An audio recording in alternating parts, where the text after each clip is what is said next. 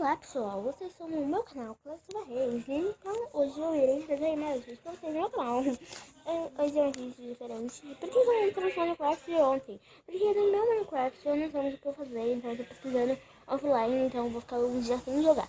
Então eu tô pesquisando jogos diferentes hoje. Hoje um jogo diferente é de esse daqui, ó. E se chama 10 maneiras de morrer. 10 não, 100 maneiras de morrer. Então, eu acho que é isso, né? Acho que é isso. Então, vamos lá. Olha aqui, começou carregando. Carregando.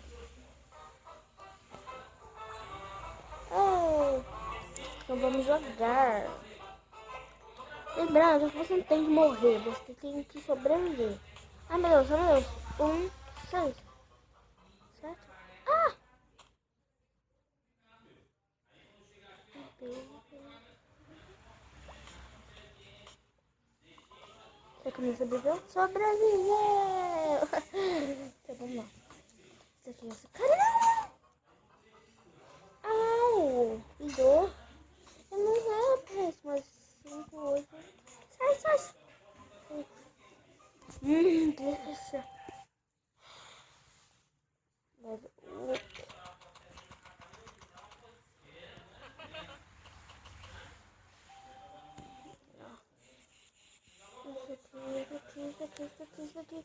isso aqui. Ufa, sim. Como se fosse isso?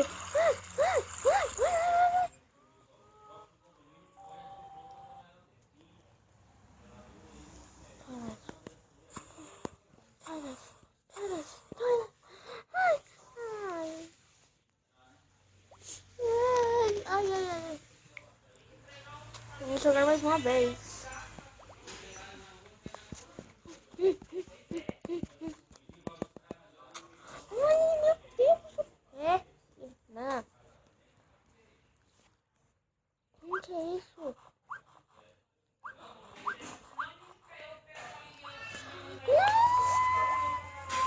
Não! Que raiva, gente. Eu não consigo. Tá, vai ser possível, eu acho. Ufa.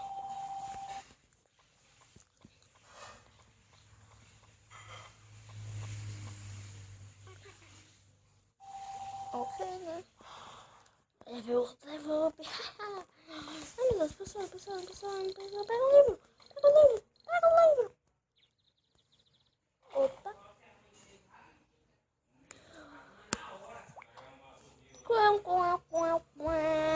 E se você gostou desse jogo diferente, se você quer mais, deixa o like, se inscreve no meu canal aqui embaixo. Um beijo pra todos vocês e até o próximo vídeo. Tchau.